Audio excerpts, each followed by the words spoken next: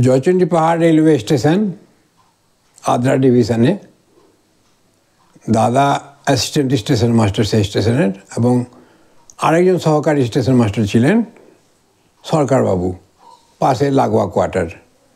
কলকাতায় বাড়ি, অবিবাহিত ছিলেন, সপাকে খেতেন, রান্নাবান্না খুব ভালো, একটু লাজুক প্রকৃতির।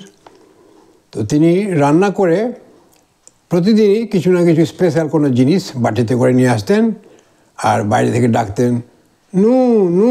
ওটা তো আমার ছোটো বোনের নামের শেষ অংশটুকু শোনা যেত। তা আমার ছোটো বোন ছুটে যেত, গিয়ে অল্প টেস্টিং দেওয়ার জন্য একটা দিলেন। তারপর আমরা সেই টেস্টিংয়ের বাটি থেকে একটু একটু করে সব টেস্ট করতাম। সত্যি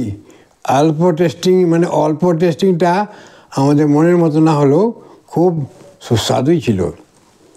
একদিন চলে যাচ্ছেন, এমনি অফ টাইমে, ডিউটি ছিল না, লুঙ্গি পরে আর পরে একটা বিশাল ঢোলা গেঞ্জি, হাতওয়ালা গেঞ্জি পরে চলে যাচ্ছেন। এত ঢোলা ছিল, বড় সড়ো ছিল যে আমরা বলতাম যে দেখ সরকার দা এত বড় গেঞ্জি পরেছে, আর আন্ডার প্যান্ট লাগবে না বলেও আমরা খুব হাসতাম।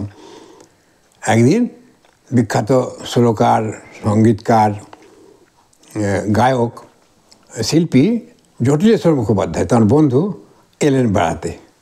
তা আমরা পরিচিত হলাম, আমরা সব ভাই বোন তাকে ঘিরে গান টান শুনলাম। তো উনি এত বিখ্যাত পরে জেনেছিলাম, আমরা তখন ছোটো। তা তিনি যে একটা গান গেয়েছিলেন, পরে অনুরোধের আসরে আমরা সেই গানগুলো শুনতাম।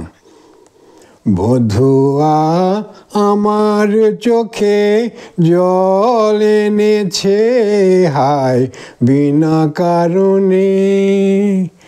এই গানটা পরে যতবার শুনেছি, শিল্পীকে নিজের চোখে পাশে বসে আমরা গাইতে শুনেছি। আহা, এখনও আমাদের মনে থাকে। ভালো থাকুন। জটিলেশ্বর মুখোপাধ্যায় এখন নেই, কিন্তু সেই স্মৃতি আমাদের মনে আছে।